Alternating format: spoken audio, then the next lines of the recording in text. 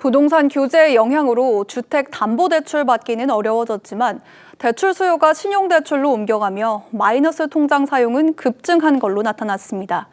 가계대출의 질이 떨어지고 있다는 지적이 나옵니다. 이유경 기자입니다. 주택담보대출을 6억 원 이하로 묶은 627 대출 규제에 이어 10.15 대책으로 대출 한도는 더 쪼그라들었습니다. 15억 원 초과 25억 원 이하 주택은 4억 원으로 25억 원 초과 주택은 2억 원으로 낮추겠습니다. 주담대가 사실상 막히자 대출 수요는 신용대출로 옮겨갔고 마이너스 통장 사용액은 빠르게 늘었습니다. 지난 11일 기준 5대 시중은행의 개인 마이너스 통장 사용액은 약 41조 원. 월말 잔액 기준으로 3년 만에 최대치입니다. 특히 이달 들어 하루 평균 600억 원 넘게 불었는데 지난달에 3배에 달할 정도로 증가세가 빠릅니다. 올해 코스피가 70% 이상 상승하는 등 강세를 보이자 개인 투자자들이 주식시장으로 몰리며 빚내서 투자하는 수요가 늘어난 영향으로 풀이됩니다. 코스피 지수라던가 투자에 대한 관심도가 최근에 급격히 늘어나면서 최근 한두 달 새에 사용하시려는 행동들이 많이 늘어난 것으로. 여기에 연말과 연초에 생활비와 각종 지출이 늘어나는 점도 마이너스 통장 사용을 부추기고 있습니다.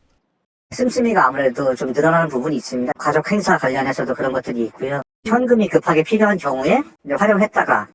금융당국은 대출 총량 면에선 관리가 가능하다는 입장이지만 부채의 질은 관리하지 못한 채 대출 수요를 신용대출로 밀어내 풍선 효과만 키웠다는 지적이 나옵니다.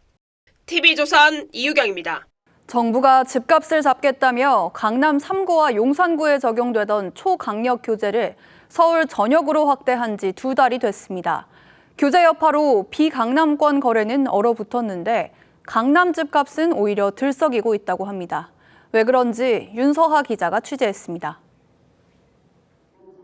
10억 로또 아파트란 별명이 붙은 서울 강남의 재건축 아파트 모델하우스입니다.